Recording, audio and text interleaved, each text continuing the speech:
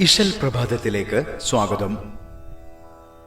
ഒരു കാലഘട്ടത്തിനും ഒരു ജനതയ്ക്കും അക്ഷരവെളിച്ചവും ഇശൽ മധുരവും പകർന്ന് വിസ്മയമാവുകയും തലമുറകളിലൂടെ കാലങ്ങളിലൂടെ ജനഹൃദയങ്ങളിൽ ആനന്ദത്തിന്റെയും ആവേശത്തിന്റെയും അലകളിളക്കി അമരത്വത്തിലേക്ക് ഉയരുകയും ചെയ്ത കവി സാർവഭൗമന്റെ പേരാണ് മോയിൻകുട്ടി വൈദ്യർ. ബാലനായിരിക്കെ തന്നെ നിറമുള്ള ഭാവുകത്വത്തിന്റെയും മുനയുള്ള ചിന്തയുടെയും മിന്നൽ പിണരുകൾ വൈദ്യരിൽ പ്രകടമായിരുന്നു. വൈദ്യരുടെ ഓരോ വീർപ്പും സർഗാത്മകതയുടെ സുഗന്ധമുള്ള പൂന്തന്നലായിരുന്നു. ഓരോ ചുവടും പ്രതിഭാ വിളയാട്ടത്തിന്റെ സുവർണ മുദ്രകളായിരുന്നു. ഓർത്തുവെക്കാനും ഓമനിക്കാനുമുള്ള ഉദാത്ത സംഗീത ശില്പങ്ങളായിരുന്നു മൊഴിമുത്തുകളെല്ലാം.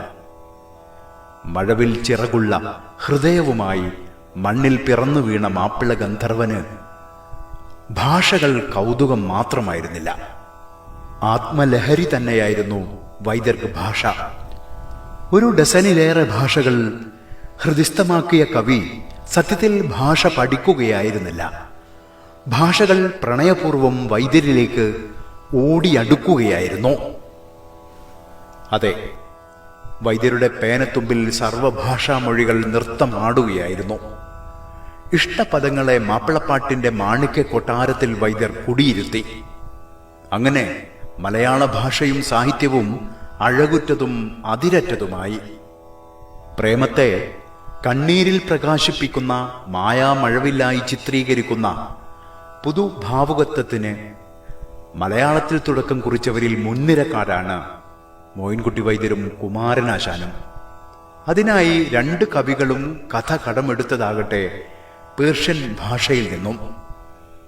മുയിനുദ്ദീൻ ഷാ എന്ന പേർഷ്യൻ കവിയുടെ പ്രണയകാവ്യമാണ് വൈദ്യർ ഹുസ്നുൽ ജമാലാക്കി മൊഴി മാറ്റിയതെങ്കിൽ, ലീലയെ ആവിഷ്കരിക്കാൻ ആശാന്റെ മനസ്സിളക്കിയതും മാതൃകയാക്കിയതും വിശ്വസാഹിത്യം കൊണ്ടാടിയ ലൈല മജ്നൂൻ ആയിരുന്നു. ലൈലയെ ലീലയാക്കി മലയാള കവിതയിൽ ആശാൻ മാറ്റത്തിന്റെ മണിമുഴക്കി.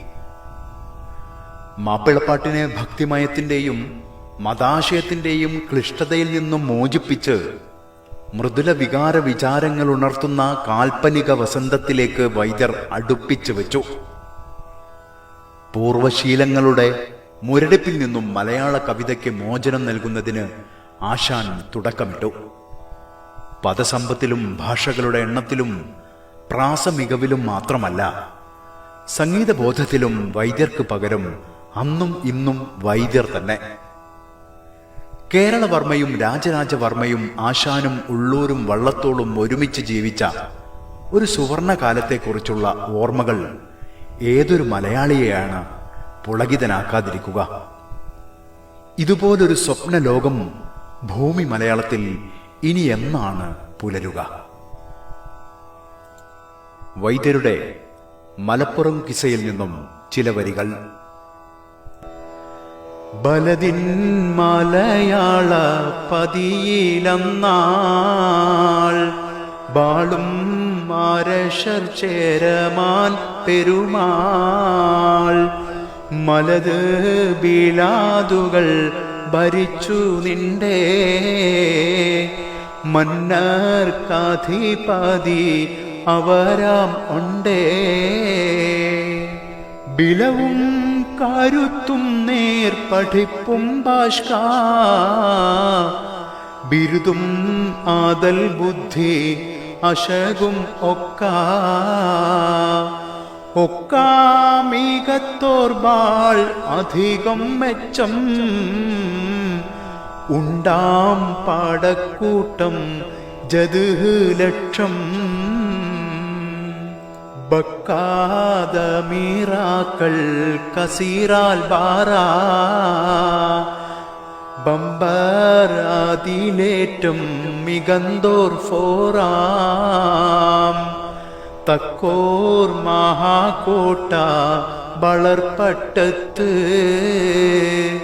താനേ മാണി സിംഹാസനവും വെത്ത്. അടുത്ത ഇശൽ പ്രഭാതം വരെ ഏവർക്കും സ്നേഹം. തയ്യാറാക്കിയത് PS ഹമീദ്, കോർഡിനേറ്റർ സുബൈർ വള്ളിയോട്.